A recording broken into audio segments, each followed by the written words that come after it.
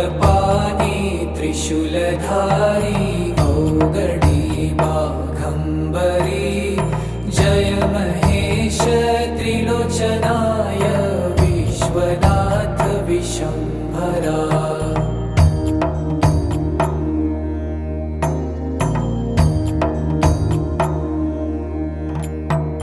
नाथ नागेश्वर हरो हर पाप साप विशापतम्